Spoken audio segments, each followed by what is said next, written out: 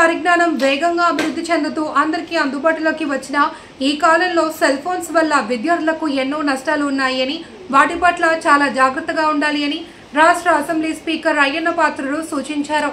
మన దేశం మన రాష్ట్రం మన ఆవిష్కరణలు అంశంపై కేఎల్ యూనివర్సిటీ ఆధ్వర్యంలో విశాఖ ఉక్కు నగరంలో శ్రీ చైతన్య కళాశాల ప్రాంగణంలో జరిగిన సదస్సులో ఆయన ముఖ్య అతిథిగా పాల్గొని విద్యార్థులకు దిశానిర్దేశం చేశారు.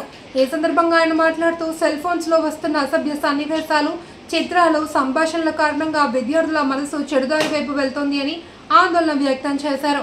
ఈ అంశంపై విద్యార్థుల్లోనూ తల్లిదండ్రుల్లోనూ అలాగే సమాజం మొత్తంలో ఆలోచన చైతన్యం రావాల్సిన అవసరం ఉందని స్పష్టం చేశారు. సాంకేతిక పరిజ్ఞానాన్ని సద్వినియోగం చేసుకుని దేశాభివృద్ధిలో విద్యార్థులు భాగస్వాములు కావాలి అని పిలుపునిచ్చారు. విద్యారంగం చాలా అభివృద్ధి చెందింది అని, ఎన్నో ఉన్నతమైన కోర్సులు అందుబాటులోకి వచ్చాయి అని, విద్యార్థులు వారికి నచ్చిన కోర్సులు చదువుకుని అభివృద్ధిలోకి రావాలి అని అన్నారు. University director doctor J Srinivasa Rao, Sri Chaitanya విద్యా సంస్థల executive dean Raghu Kumar, AGM Srinivasa Rao, KL university professor doctor Shanmukh Kumar తదితరులు పాల్గొన్నారు. కూర్చున్నప్పుడు కొన్ని జ్ఞాపకాలు గుర్తొస్తుంటాయి. నేను కూడా ఒకప్పుడు ఇలాగే ఇంటర్మీడియట్ చదువుకొని వచ్చాను. డైరెక్ట్ గా అసెంబ్లీకి వెళ్ళా. 1వ తరగతి నుంచి ఇంటర్మీడియట్ చదువుకున్నాను. డిగ్రీ వెళ్ళాం. చాలా కలగన్నాను నేను. రాజకీయాలకు వస్తా మీరు ఎప్పుడు ఊహించలేదు నేను.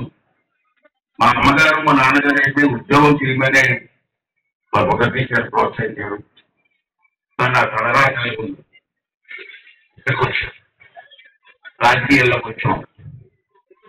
రాజకీయాలకు వచ్చిన అతను అదృష్టం ఏంటంటే 83లో అప్పుడు నా వయసు 25 సంవత్సరాలు. 24 years 8 months. ఆ వయసులో నాకు మీకు నందమూరి కార్యక్రమాలకు పేరు వినాలనుకున్నా. ఓకే, పెద్ద ఆయన అతను నాకు ఫోన్ చేసి రమ్మన్నారు. నేను ఎవరు అతను తెలియదు. అతను తెలిసిన సినిమాలు చూస్తాను కాబట్టి సినిమాలు చూసాను. నాకు పరిచయం లేదు. హైదరాబాద్ రమ్మని అయితే వెళ్ళాను. వెళ్ళిన తర్వాత రూమ్ లో ఉన్నారు. అప్పుడు ఒకటి వెళ్ళారు. బాబు నీకు ఎమ్మెల్యే సీట్ అనుకున్నాను. నేనంటే అలా చెప్పాను. సమీర ప్రకారం ఎమ్మెల్యే సీట్ 83లో అని తెలుగుదేశంలో అంటే మనకి వచ్చిన నీ వయసు ఎంత 24 పుడతా 8 సార్లు. అదే నీకు వయసు సరిపోతాయా? 25 years ఉండాలి ఎమ్మెల్యే అని. ఇంకా నీకు 4 months తక్కువ ఉంది. ఎలాగా అని అడిగారు. సార్ తొందరపడకండి సార్, ఎలక్షన్ ఇచ్చేప్పటికి నాకు 25 years వస్తారు. అయితే నీకే సీట్ అన్నారు. అతను ఆశ్చర్యంతో గెలిచాం. ఆ ప్రయాణం ఇప్పుడు వరుసగా సాగుకుంటూ వచ్చింది. ఎమ్మెల్యే దగ్గర నుంచి ఎంపీ దగ్గర నుంచి మంత్రి దగ్గర నుంచి సభాపతిగా వచ్చి మీ ముందు మాట్లాడే అవకాశం లేదు. మీకు క్లియర్ రా కాదా జడ్జిమెంట్ ఇస్తారు.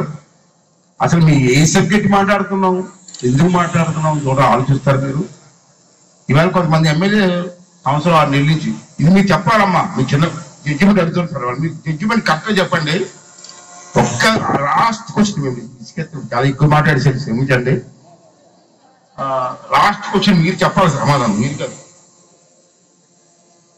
అమ్మా. ఒక ఉద్యోగస్తు ఉంటారు. సపోజ్ ఒక లెక్చరర్ ఉన్నారు. మేడం మీరు లెక్చరరా? లెక్చరర్ ఉన్నారండి మీరండి? ఓకే. ఒక లెక్చరర్ ఉన్నారు, ఉద్యోగం చేస్తున్నారు. కానీ ఒకరోజు క్లాస్కి వచ్చి పాఠాలు చెప్పడం.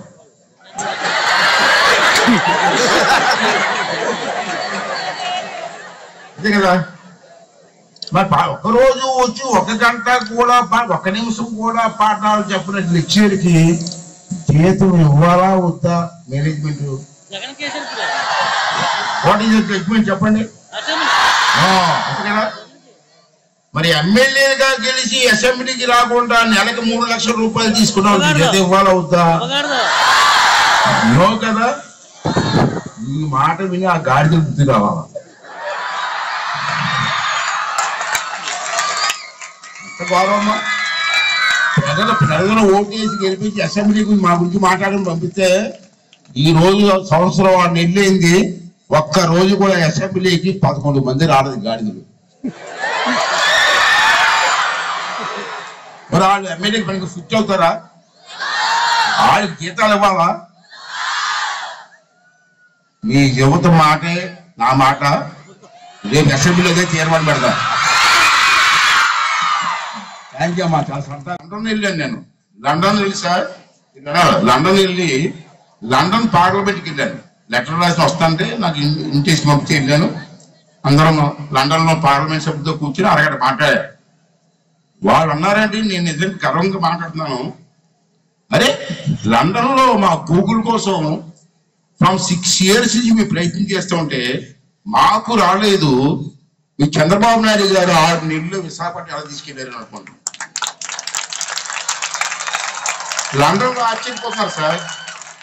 ఇక్కడ మన నాయకులు అంటారు గూగుల్ గాడిద గుట్ట కోడి గుట్ట అంటున్నారు.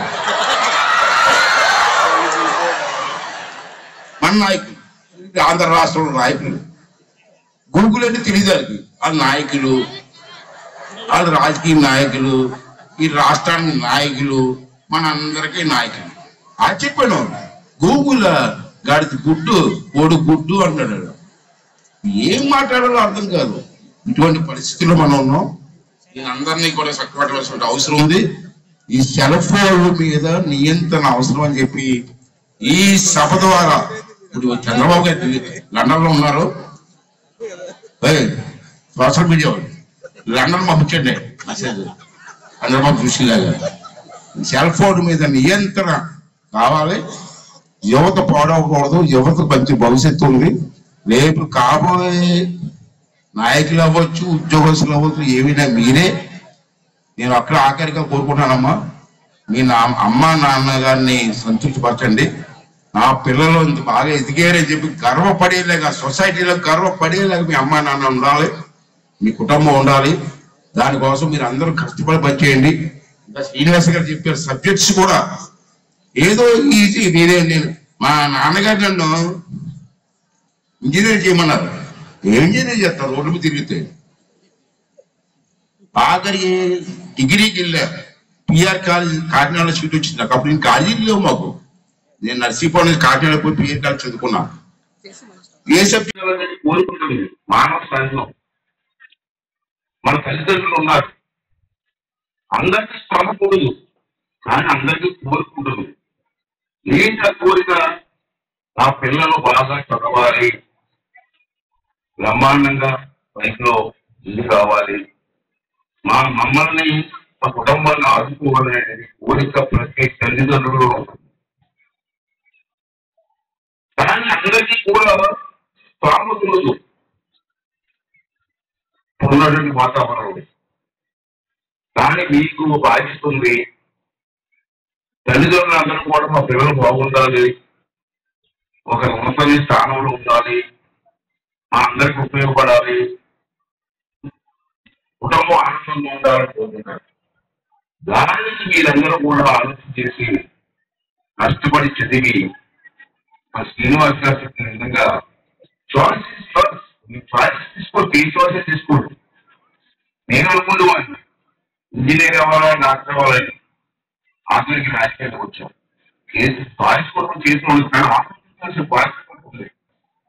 ఆలోచించి బెటర్ ఏ లైఫ్ బాగుంటుంది. అప్పుడు ఆ రోజుల్లో కాలేజీలో ఆ టైంలో ఈ రోజు కాలేజీలు వచ్చాయి, చదువుకోవడానికి మంచి ఇన్స్టిట్యూషన్ వచ్చాయి.